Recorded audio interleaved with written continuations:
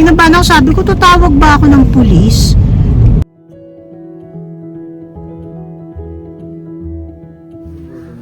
Still to. Ayun, 199. Pero yung 250 kukunin ko sa ako bibili niyan. Tumitingin siya ng mga steel toe shoes. Meron si every 2 years. 2 years or 1 year ang kukunin mo. Pag 2 years, 250. Kasi atin Pag 2 years kakukuha, babayaran ng work ang 250. Pag 1 year, 125 yata. ang ganda nito. Maganda nga ito, Russell. Ha? Maganda to. Susukat ko pero babalik ko lang. Hindi naman nakasili. Kaya makiklaim lang. Tapos, libre yan ng every 2 years, 250. Okay na, diba? Ba, hindi mo naman basta masusot yun sa labas kasi nga steel to. May isa pa asan ba yun? Okay. Parang ganyan yung sa'yo, di ba? Kaputa. Ganitong Hindi. Ganun na yun. strap. Ito pinagpipili ako. Ito. Oh. But this one is nice too. Russell, this one, oh. Yan. Ito, this is nice. Hindi ito susunod. O kaya ito, oh. Itong Merrell, maganda rin. Merrell. Kasi nahinayang siya. So gusto niya yung 250 na kasi babayaran. Takot ako naman. Ha? I don't know. Takot ako eh. Kaya bago kami umuwi, dumaan muna kami dito. Bakit? Tunaw ng ice cream ko. Sa halo-halo. Good morning! Palabas kami kasi pupunta ulit sa doktor. Pero ito kasi, yung last week, mahaba kasi yung ko dun sa doktor. So, meron ako mga hindi na issue. Like, kukuha lang ako ng prescription. Tapos, blood test, requisition. Hindi pa nga natuloy yung ko, mamaya pala ako magpapa-x-ray sa lungs kasi nga hindi ako natuloy nung kahapon dahil malakas yung snow. Snow na naman. So, eto na nga ang kwento.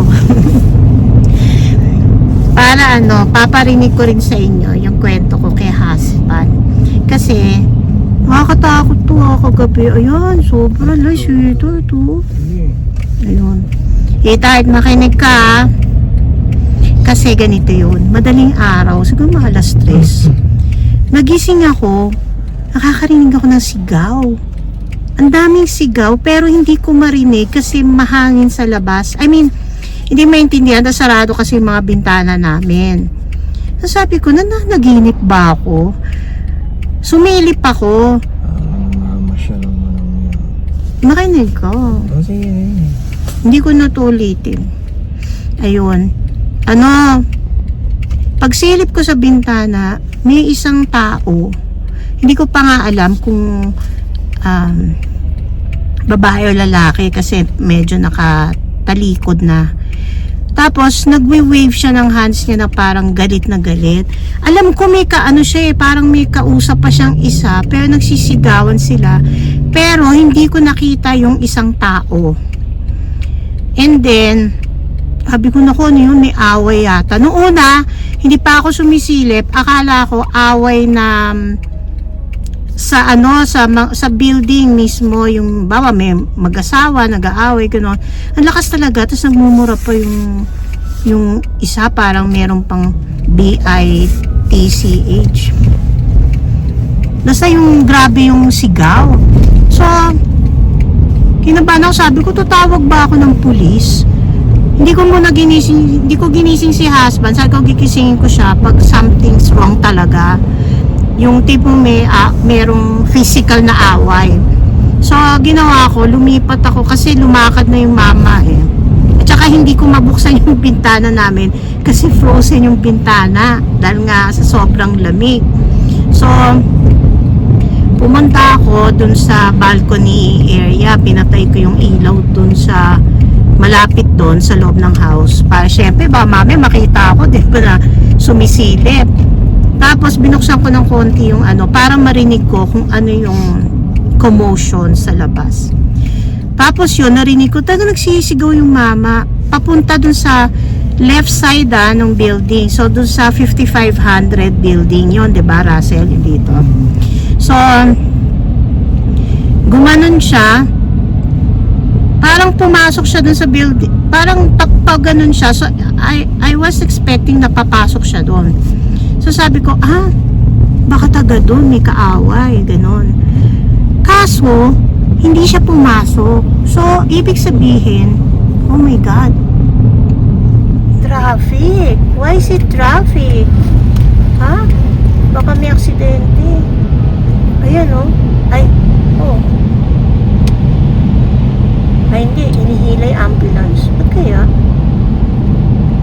Kasi may isang araw maraming aksidente rito. Kahapon daw kasi nga yung mas no. Ayun, oh, no? Ano kaya yan? Well, tuloy natin ang kwento. Ayun. So, sinilip ko nga. Tapos, sabi nung, nakita ko, pabalik siya. So, ibig sabihin, hindi siya taga doon. Kasi nagsasara ang mga pinto ng mga 12 o'clock o 11. Kailangan gumamit ka na ng susi o yung key fob ba yun?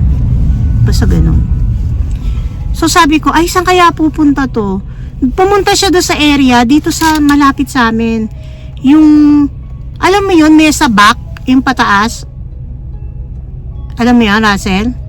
Yung parang mabundok, pero pag nakalagpas ka doon, parang papunta na ng highway yun. Ang problema, doon siya pumasok. So, hindi ko naman sabi ko, baka mamaya may pasukin siyang residente kasi may mga residente doon sa baba. Kinakabahan ako. Sabi ko, nung ba yun, tutawag ba ako ng ano? Medyo nagsasalita pa rin siya noon ng malakas. Tapos hindi na siya, matagal din naman ako nag-abang doon.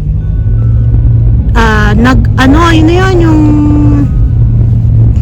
nawala ako sa sinasabi ko. Kaya lang, isang kinakabahan ko yung baka mamaya pumunta siya dun sa likuran, kasi dun sa likuran ng building namin may istambayan dun. Hindi niya tayo mga sasakyan dito. Yung istambayan, syempre, pag may nagbukas doon, di ba, nabukas, may nagbukas na, makakapasok siya doon, sa building. Tapos, eto yun na yun. Maya-maya, may dumating na police, Russell. Oh. Police car.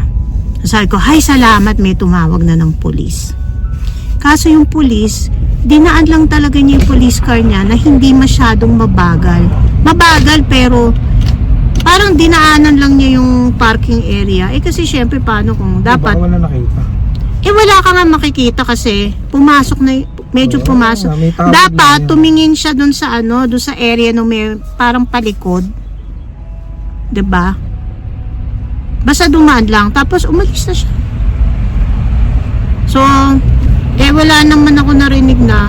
Nagdasal na lang ako na sana wala siyang pinasok na So, ang isang doon, sweetheart, iniisip ko, pwede pala yan, halimbawa na lang, may pumasok na pumasok ka sa basement parking.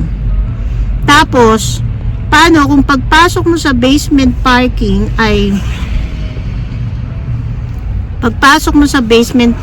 merong sumabay na tao sa'yo. Bawa yun, sumabay sa'yo yun. Hindi mo naman basta sasabihin na, bawal dito. Paano kung may mga dalang di ba? Para kasi siyang, hindi ko alam kung homeless yun. Basta may dala siyang isang malaking bag na, ang lapit na sweetheart, May dala siyang malaking bag, parang handbag, pero malaki. Tapos para siyang naka long coat o long jacket yun. Ayun. Hindi ako agad nakatulog kasi nakakabahan ako. So, mga magpo-4 na ako nakatulog. Yun ang po kwento ko. Kwentong nakakatakot, pero totoo. Ice lang to. So, ice cup ni husband and my dark roast coffee.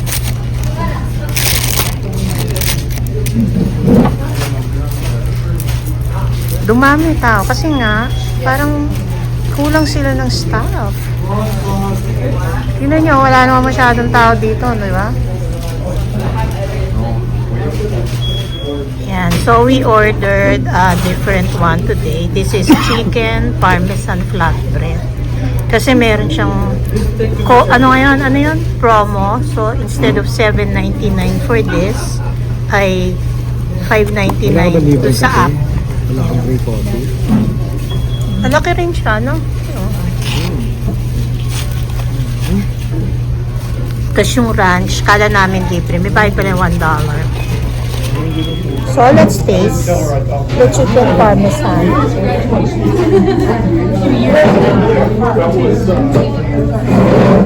Pwede na. Okay na. Tapos, ito may ranch. Lagyan natin ng ranch. Ranch na may bayad.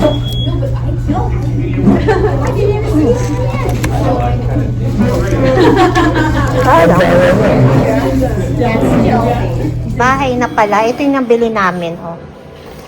Kasi ito sale. Alam niyo, favorite to ng asawa ko. Masarap naman siya. Kaya lang may after taste ba yun?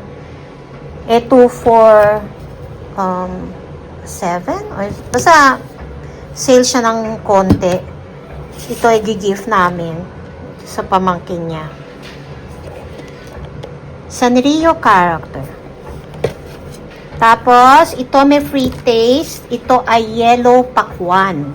Umabot siya ng $11. Pero okay lang kasi matamis tsaka maganda. Sayote, kasi may binili akong pang tinola. Sweet and sour sauce. First time ko lang to try kasi yung ginagamit ko yung Pamana brand. Kasi meron lang akong pang ano yun? Shanghai. Ayokong gumawa ng from scratch. Pwede na yan. Tapos patatas. Meron kami navel oranges. Ay, ito, wag to kasi may isang araw pa yan. Tomato sauce na malaki. Magluluto akong spaghetti isang araw. Meron din kaming bread. Kasi konti na lang yung bread na nabili ko sa Seafood City. Next week, baka makapag Seafood City kami. Ito, maganda Marami na siya. Chicken drumstick. I-steam ko to kasi pwede to for frying. So, ito ay, how much is this? This is 11.30. Ay pa, bigla ako nakita yung kamay ko. Dry na dry. 11.30. Marami na yan, Tsaka maganda yung cut niya. Pang prito lang pag ganyang drumstick. Ayaw namin ng ibang, Mas masarap siya prito lang. Pero, sa amin lang, ha. Ito naman, ilagay ko na kasi. Ito yung ground beef namin. Para, mahal yung ground beef, $11 yun. Kasi 8 plus per pound. Hindi pa yan lean, parang regular ground beef. Nakabila ako ng chicken cut up. This is $10. Pag gusto mo ba. Yun pala yung gagawin kong tinola, yun. Chicken cut up. Tapos ito ay pork shoulder. Malaki to. May gagawin ako dyan. Gagawa akong hamonado. Baka makapagbenta-benta. Pero tatry ko muna yung hamonado. Hindi naman yan punong-puno ng meat kung ano nakalagay dito sa freezer namin. Kailangan ayusin. Diba? Ang gulo. Mag-aayos ako. Tatanggalin ko yung kasi ito sa kare-kare to Tsaka ito. Ilalabas ko na para mainit at maluto na. Nakapagluto na ako ng kare-kare. Ano yan? Beef tendon at mga goto. Yan. Pangpasakit ng tuhod. Ano lang to, talong tsaka pechay lang ang pinakagulay ko. Sarap. My favorite ulam. Kayo rin ba? So, eto na yung nabili namin nga na chicken drumstick. Steam ko to para ito yung ipiprito namin.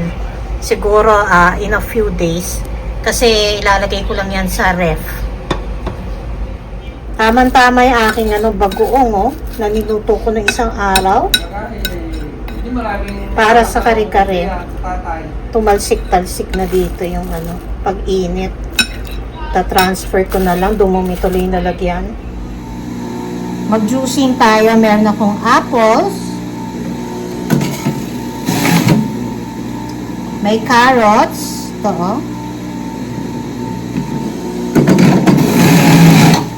May orange. Wala akong celery ngayon. Usually, I put celery, garlic. Kaya lang hindi na ito paglagay ng garlic. Tsaka ginger. Pero, kaya ako nag-iinat yun. Yun. Konti lang to ang gagawin ko. Pinakita ko lang sa inyo. This is an old juicer. This is, ano nga ba to? Ilang ano na to? Ilang taon na to? Jack LaLanne's. Pero okay pa naman siya. So, medyo ano siya, hindi na siya ganun ka-okay. Kaya lang, nakakapiga pa naman siya. So, pwede pa. Ito yung nagawa kong juice. Yan. You can add water because this is very pure. Para naman maraming mainom.